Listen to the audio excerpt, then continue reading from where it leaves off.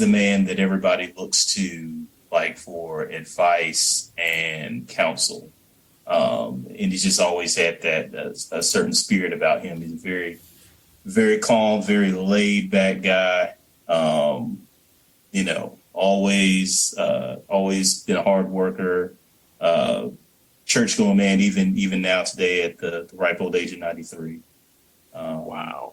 And like his positive influence comes from just kind of seeing him where no matter what the situation, he's always like the calmest person in the room.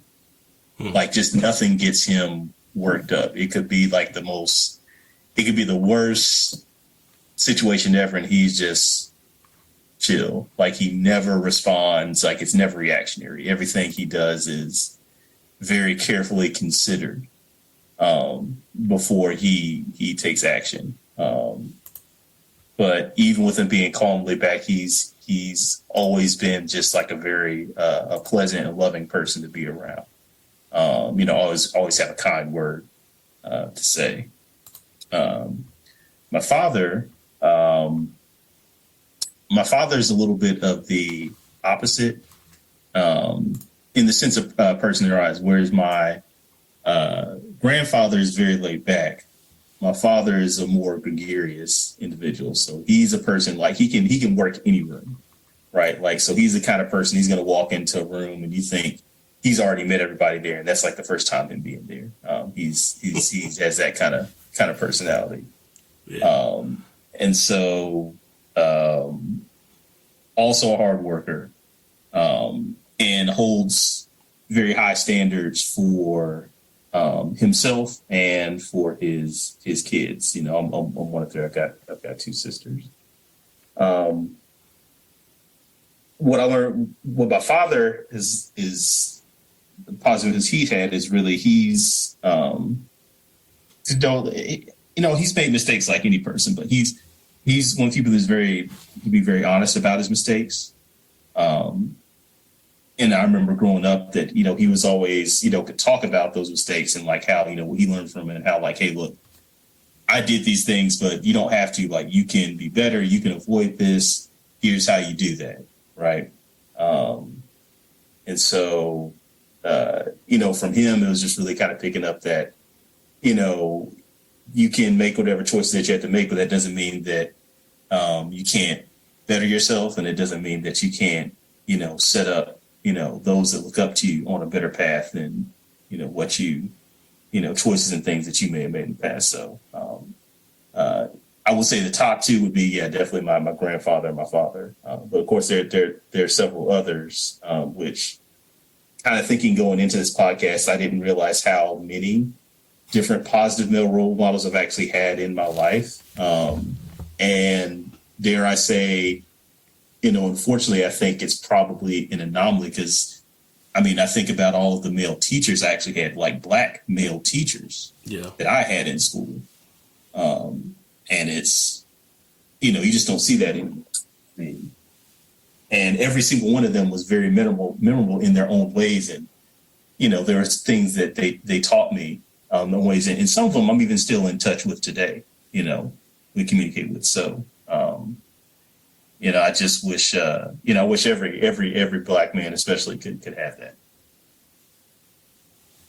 Yeah, definitely. I agree with that. My father's the same way. It's like, and I don't know, maybe it's like a generational curse, if you will, quote unquote, because we can go to Walmart, he'll pop in there and we won't even be able to go down to the milk section without him saying hi to at least 50 people. But, and I get that. He's the same way too. Didn't really give too much praise, but if anything, I think he was more so of like just a physical example of this is how you're supposed to move through life, and this is how you're supposed to function. This is how you're supposed to think. He did give a lot of jewels of wisdom. The one that mainly sticks out to me was, I don't care if you're a criminal or the president, just make sure you do it right to the best of your abilities. I know I'm paraphrasing that, but that was the message that stuck with me. So I understand where you're coming from, but I'll let you go ahead and speak, Eric. So I'm going to probably be the antithesis of Doug, in that in my family, I've had some decent men that were flawed. My father wasn't in my life. Do have a relationship with him, but he was a very flawed man in so much as being a father. I do have what I call tugboats in my life that I just like Doug, that you kind of start thinking about, okay, this person and that person. They weren't mentors or father figures per se. There were men that in my life that through just either one casual or even not so casual experience just kind of bumped me in the direction that I need to go, kind of like a tugboat with a ship. I'm going to speak of one tugboat and one family member that I feel are positive. The first one is my uncle, who is my father's brother, another flawed man, and he would readily admit that to you. But he seemed to kind of step up when my father didn't. And again, it wasn't a whole lot that he did, but I do remember him picking me up one time, and I just started driving, and he basically threw me the keys to his car and says, "Do you drive?" I said, "Yeah, I have a license. That's fine." So I'm driving this man's El Camino, and I'm from LA, and that's kind of a thing, El Caminos. And we spent the night over at his house, with my cousins, and I saw my uncle more than I saw my own father. And to this day, I was just out in California, and he's trying to get his concealed carry permit along with my brother. So the three of us went shooting. I hadn't seen my uncle in a while, so it was good to see him. And then, I think the next day when I was at the airport, he gave me a call, and we had a long conversation just about everything, just kind of catching up. And, that felt really good, So that was one. But the major one that I wanted to talk about today was Master Sergeant Carswell. Master Sergeant Carswell was my flight chief when I was in the Air Force. I was a jet engine mechanic. I had enlisted straight out of high school. I got in the Air Force, and I was just, what most 18-year-old young black men at that time, some of us were just full of piss and vinegar. I myself personally, I had an attitude issue. I didn't realize it until I got in the Air Force that I had a problem with authority. And it wasn't that I wanted to be Billy Badass and just, be a general nuisance. It was that when stuff didn't make sense to me, I just questioned it. And, being in the military, there's a lot of things that didn't make sense. So I wasn't, I just had an attitude. So I want to say it was my second or third year of my enlistment, and I had some run-ins already. Previous flight chief was cool, but wasn't very hands-on. Things didn't seem fair racially, and just I was just having a bad time. So I think I was on the path to not being allowed to re-enlist again. Sergeant Carswell became our flight chief. This is something that I don't think I will ever forget till the day I leave this plane of existence. So we were in formation at the beginning of the shift. I don't know what I had an attitude about. There's a lot of things that I don't necessarily remember detail by detail, but I do remember that I had an attitude. And Sergeant Carswell kind of stood in front of me, and Sergeant Carswell was a big black man. When we talk about big black men with their physical presence, this man was, I want to say 6'2", 6'3". I'm 5'10", all of 180 pounds, 190 pounds at the time. And I said something smart. And, usually and at that point, I was just so used to to having my ass. Oh, can we cuss? I'm sorry. Yeah. Oh, I said a precedent. having my ass chewed, so that I was expecting that. So he walked up to me and he wanted to. I saw it in his eyes. This man wanted to get in my ass.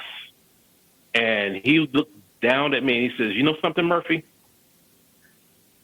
Put his finger up and said, just gave me that look like, never mind, and continued on with the briefing. So I am standing there in bewilderment. I'm puzzled. I'm trying to figure out what the next move is going to be. And he didn't do anything. This is very un-military.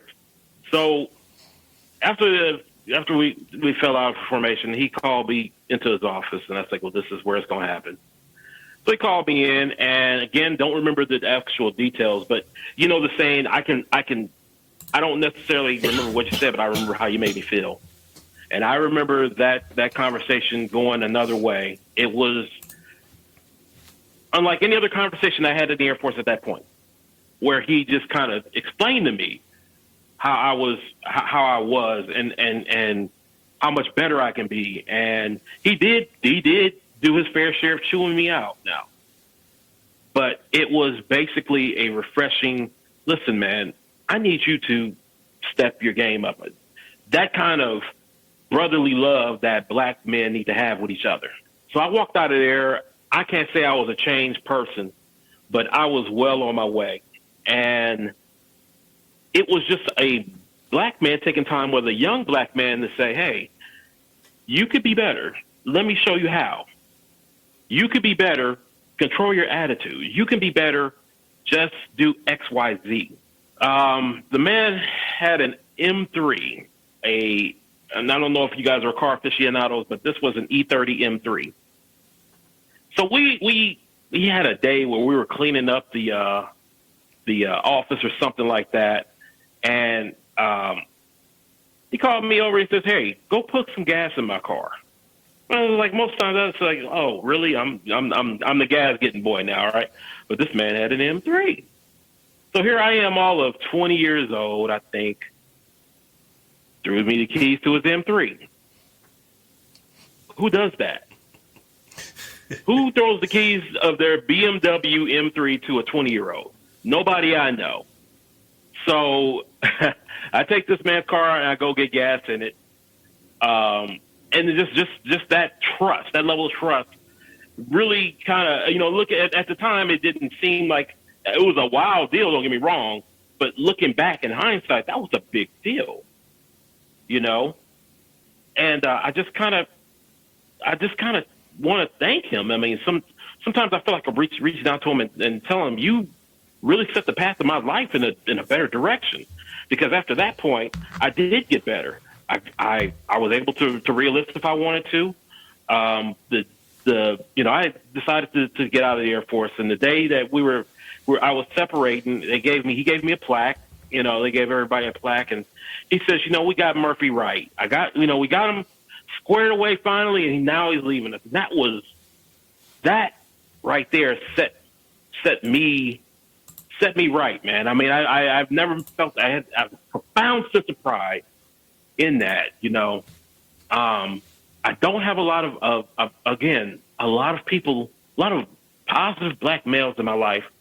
I can say, hey, man, that person there. But I do remember Sergeant Carr as well. And that was the one, man. That was the one.